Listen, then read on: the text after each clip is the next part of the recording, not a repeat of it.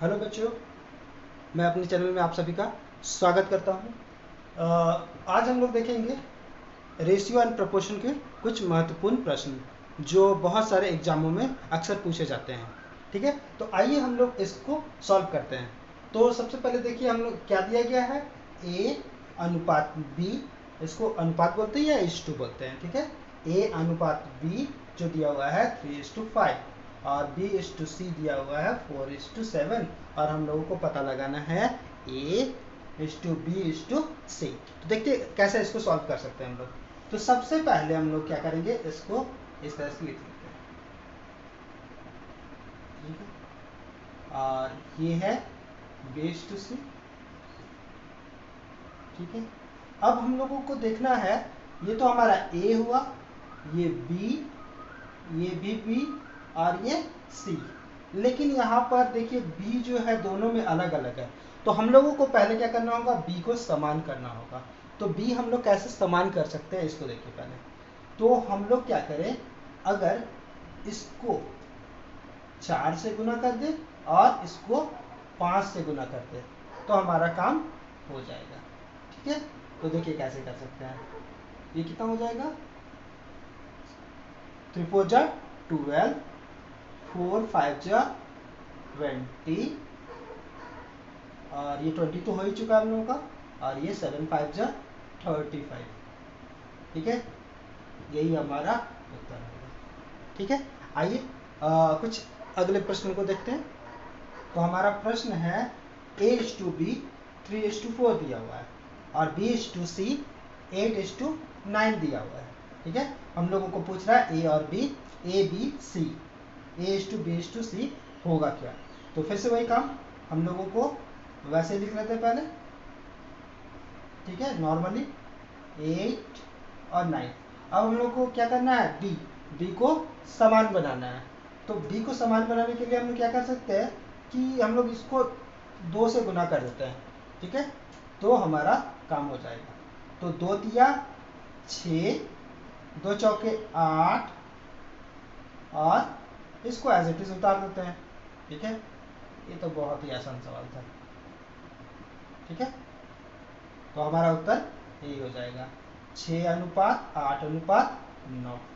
ठीक है, आइए कुछ और प्रश्नों को हमारा अगला प्रश्न जो है a अनुपात b जो है 2:1 दिया हुआ है और a अनुपात c जो दिया हुआ है 1:3 और हमसे पूछ रहा है a b c। तो इस बार क्या कर रहा है, a को हम लोगों को समान करना पड़ेगा। आप लोग इसको गौर कर सकते हैं कि इस बार इसने क्या किया है, a को अलग अलग कर दिया है। तो a को हम लोग समान करने की कोशिश करेंगे।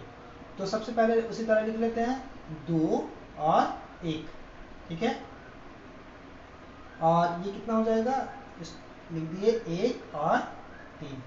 अब क्या करें हम लोग, इस बार a को समान बनाना है। तो हम लोग क्या करते हैं, इसको 1 से समझ लीजिए गुना कर दिया और इसको 2 से कर दिया गुना। ठीक है, तो क्या होगा, a तो हमारा 2 का 2, ये तो सेम ही रहेगा, है ना।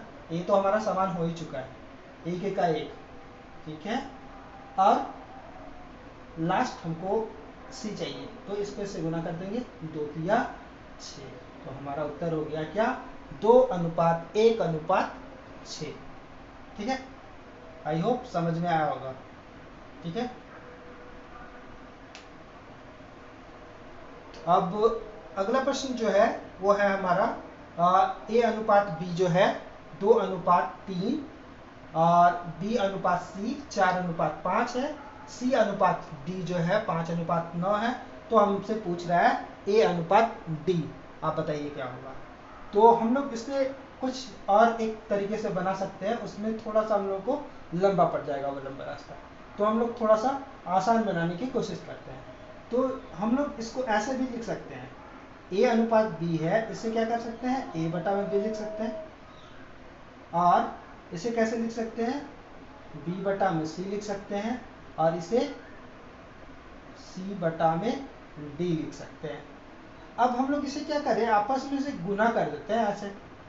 तो देखते हैं हम कि b से b कैंसिल हो जाता है और सी से सी कैंसिल हो जाता है, तो हमारे पास बचता है A/D। ठीक है, यानी A अनुपात D। बस यही तो हमसे पूछ रहा है, तो आइए हम लोग वही प्रोसेस को करते हैं। ठीक है, तो हमारा उत्तर आसानी से आ जाएगा। ठीक है, इसको हम लोग लिखते हैं, क्या है, 2/3 गुने 4/5 गुने 5/9। ठीक है, तो यहाँ पर देख सकते हैं हम लोग 5 से 5 कैंसिल हो गया। ठीक है, और कुछ कैंसिल हो सकता है क्या? नहीं, और कुछ कैंसिल तो नहीं हो सकता है, तो हम लोग इसको सिंपली क्या करें, गुना कर देते हैं। तो ये कितना हो जाएगा, 4 दूनी 8 और 9 तिया 27, यानी हमारा उत्तर जो होगा 8/27। ठीक है, तो हमारा प्रश्न है A अनुपात B 7/9 दिया हुआ है, और B अनुपात C जो है 3/5 दिया हुआ है। हमसे पूछ रहा है A अनुपात B अनुपात C क्या होगा, बताना है। ठीक है, तो फिर से वही काम करें हम लोग, 7 और 9, और ये है 3 और 5। ठीक है, अब हम लोग क्या करें, B को समान बनाने का कोशिश करते हैं। तो एक काम करें, इसको 1 से गुना कर दें, और इसको कितना से, 3 से गुना करेंगे। ठीक है, इसको हम लोग 3 से गुना करते हैं, तो इसके लिए 7 एका 7, 9 एका 9, 3 तिया 9 तो ऑलरेडी हो ही चुका है। ठीक है, और इसको कर देते हैं 3 पचे 15। यही हमारा इस प्रश्न का उत्तर हो जाएगा।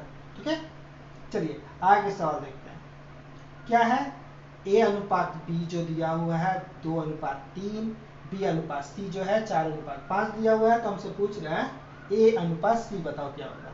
ठीक है, तो फिर से वही काम, 2 और 3, 4 और 5। अब हम लोग क्या करें, B को समान करने का कोशिश करते हैं। तो B को समान करेंगे तो क्या होगा, हम लोग इसको क्या कर सकते हैं, इसको 4 से गुना करें और इसको 3 से गुना कर देते हैं। तो 4 दूनी 8, 3 चौके 12, 3 चौके 12 तो हो चुका है, 3 पचे 15। ठीक है, तो हमसे पूछ क्या रहा था, A अनुपात C। A हमारा क्या हो गया 8, B के C क्या हो गया 15। यही हमारा उत्तर हो गया। ठीक है, चलिए कुछ और प्रश्न हुआ है, यदि x बराबर 1/3y हो और y बराबर 1/2 z हो, तो x अनुपात y अनुपात z क्या होगा। ठीक है, हम लोग सबसे पहले इसको नॉर्मल बना लें। ठीक है, तो क्या दिया हुआ है, x = 1/3y। अब इसको क्या करें, y को नीचे ले आते हैं। ठीक है, तो x/y तो कितना हो गया 1/3, यानी क्या रेशियो में अगर लिखे तो क्या हो गया, x/y, तो हो गया हमारा क्या 1/3। उसी तरह इसको सॉल्व कर लें, क्या दिया हुआ है, y = 1/2z।